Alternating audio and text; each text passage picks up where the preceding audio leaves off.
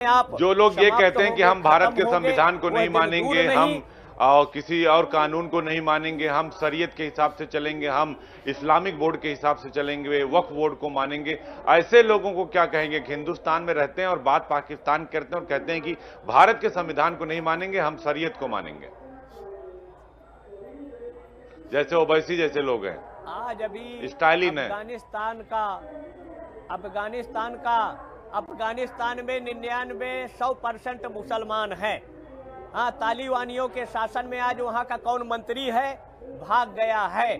तो शरीयत एक तरह से भारत में लागू नहीं होगा, न इसको अमल किया जाएगा। जो संविधान का विरोध करते हैं, भारत के संविधान और तिरंगा को नहीं मानते, उनको भारत देश छोड़कर चले जाएं, जहां शरीयत है तब इनकी औकात। ये ओवैसी आवारा पागल 15 मिनट कहते हैं समय दे दो, हम तो कहते हैं 15 सेकंड ही पर्याप्त है। लेकिन सनातनी शांति के पक्षधर हैं, और अगर शांति से काम नहीं चलेगा तो वेद कहता है वैद की हिंसा हिंसा न भवति। हम शांति के पक्षधर हैं, और जरूरत पड़ने पर हमारा जो इतिहास रहा है, गुरु गोविंद सिंह 1.25 लाख से एक लड़ाऊं, या शिवाजी ने, समर्थ रामदास ने शिवाजी को तैयार किया, सुभाष चंद्र बोस आजाद हिंद फौज के माध्यम से इन विधर्मियों को अंत किया था, रानी लक्ष्मीबाई, तत्या टोपे। इसलिए हमको अपना इतिहास विस्मृत नहीं करना चाहिए, उसको पढ़ना चाहिए। और ये लोग ये भूल जाते हैं कि ये सनातन है या ये हिंदू धर्म है, ये सिर्फ शास्त्र नहीं जानता। अगर आवश्यकता पड़ेगी तो शस्त्र भी उठाना पड़ेगा। शस्त्र की बात ये नहीं जानते कि हिंदू धर्म में शस्त्र भी आता है। शास्त्र और शस्त्र दोनों सनातन की पहचान है, वो ये लोग नहीं जानते। अग्रतः चतुरो वेदो, हमारे भगवान परशुराम ने कहा कि सामने 14 वेद, अपृष्टे सरसरह धनु, पीठ में धनुष बाण भी है। हम शांति के लिए माला भी जपते हैं, और जरूरत पड़ती है तो क्रांति के लिए। रानी लक्ष्मी ने तलवार उठाया, भगवान शिव त्रिशूल रखते हैं, विष्णु चक्र रखते हैं। और अगर ये 100 करोड़ सनातनियों का जमीन के अंदर ही स्थान मिलेगा, इसलिए सनातनियों की शांति एकता में बाधक न बने, इनको दंड की जरूरत है।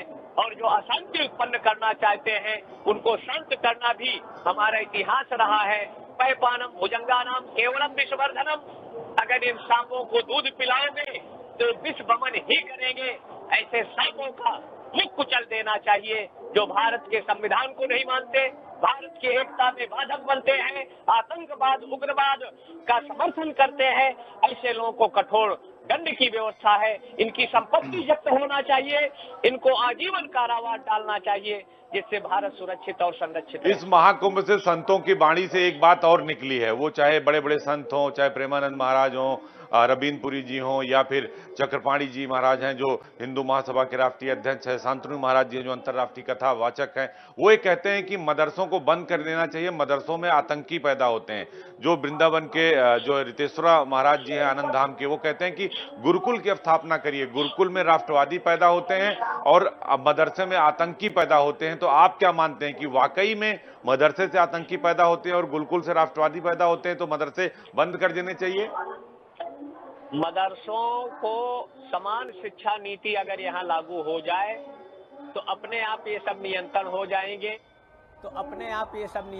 जाएंगे। इनको बंद भी करना चाहिए, समाप्त करना चाहिए। यहाँ आतंकवादियों को नहीं, यहाँ वैज्ञानिकों की जरूरत है, डॉक्टरों की जरूरत है, आईएएस की जरूरत है, इंजीनियरों की जरूरत है, प्रोफेसरों की जरूरत है। इसलिए समान शिक्षा नीति की जरूरत है। मदरसे या कॉन्वेंटों को यहाँ जरूरत नहीं है।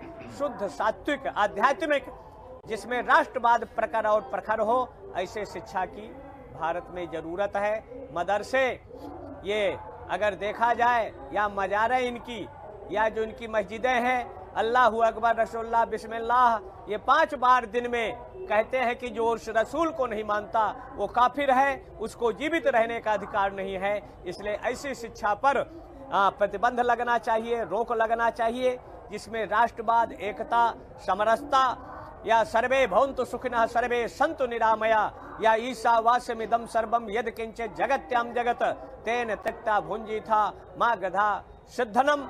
ऐसे उपनिषद जो समरसता एकता या सिया राम मैं सब जगह जानी, करहूं प्रणाम जोर जुगमानी।